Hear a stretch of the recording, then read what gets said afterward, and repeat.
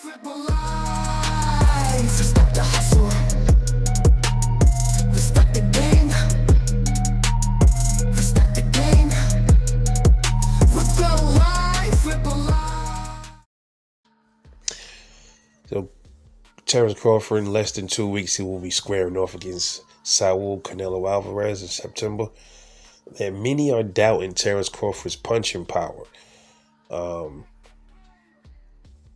At 140, he had some knockouts. 135, he got some knockouts. 140, he got knockouts.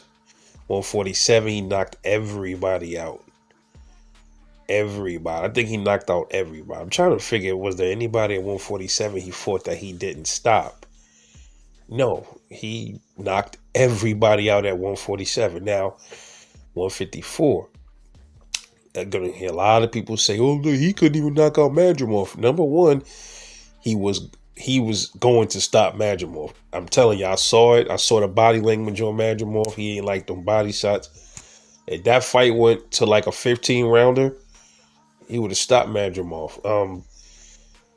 And many is questioning, did Terence Crawford's power carry up to 154? I think it did. Now, Madrimov, just because somebody doesn't get a knockout, right, doesn't mean their power didn't carry. Another factor in that could also be how tough the opponent is. Nobody ever talks about that. What if Madrimov, remember, he's a bigger dude. What if he was stronger and more durable than a lot of those dudes at 147? And he was more of a mover than a lot of the dudes but for that welterweight too. Nobody's considering that.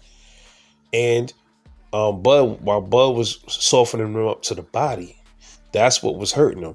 Up top, a lot of those Eastern Europeans, they have solid chins. That's just what it is with them. The body is their focal point where you should be working it. So they're very weak to the body. So that doesn't mean he didn't hurt Madrimov because he didn't stop him. See, the problem with it is everybody expect Terence Crawford to get stoppages because he was doing that at welterweight. So when he finally don't get a stoppage, now everybody questioning his power. That's just the way it goes, man. It's like damn if you do, damn if you don't. If you don't get stoppages, they question your power. If you get all these crazy stoppages, then you on pads. You know, so it's like, okay, which one is it, right? So they do that with a lot of fighters. They was even doing that with Tank because he couldn't get the knockout against Isaac Cruz. I mean, the dude broke his hand, you know what I mean? And how you expect him to get a knockout and he broke his hand? You know what I mean? It's happened, you know. But you know what's crazy? I noticed Errol Spence, he didn't stop Danny Garcia and nobody questioned his power. Yeah, everybody was giving him excuses for him for not stopping Danny, right? It was, you know, yeah, that's the accident. He was coming back off the accident and, you know, all this other mess, you know. But when it's Bud, he moves up, he gets the stoppage. I mean, he don't get the stoppage against Madrimov. All of a sudden, his power ain't carry. So it's like, come on. But one thing people not realizing, for the most part, when you draining yourself to fit into a weight class, you know what I mean, you're losing your power. Most boxers are it affects your power. In Bud's case, as he moves up, it's like he's carrying his power because that weight is helping his power.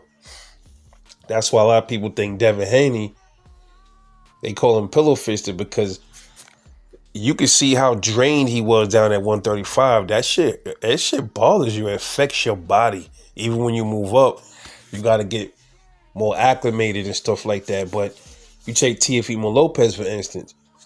He's one of the exceptions. His power definitely ain't carry because he struggled to get that Pedro Campa knockout at 140 when he first got to the division. All his other fights since then, decisions. Not even one knockout out of the other fight. So I don't think Teofimo Lopez power carry. Devin Haney, you know, he didn't have a really solid performance against Ramirez at welterweight, his welterweight debut. So we got to see where he at when he fight Brian Norman Jr. If he's able to hurt Brian. I'm telling y'all, it is the weight cut that bothers your power. Can you imagine if you was like naturally walking around at 180 or something, you squeezing down to 130 pounds, 135 pounds, 140, losing 40, 50 pounds of your body weight, and the stuff you got to go through to get down there? You don't think that ball is your power for the most part? Depending on who you are, some fighters, they can deal with that. But naturally bigger fighters, I think that bothers them more. You know what I'm saying? So Bud, he's a smaller dude, but I think as far as he goes, the weight might benefit Terence Crawford, his power. And listen, he skipped 160. We might be seeing a thing here where this dude moves up in weight and he got like crushing power. We don't know, man. We don't know. We gotta see. Now, when you think about like knockouts and Canelo and all these, when he was moving up, Canelo was sparking shit, but was Canelo like knocking everybody out in his divisions? Like, did he just get to one division and was just spanking everybody? Did he lay everybody out flat in his divisions? I can't recall that. Terence Crawford did, though. Something to think about, man. Leave y'all with that. Let me know what y'all think, man. Drop comments. Talk to me, man. It's Rebel Life Boxing. I'll catch y'all later.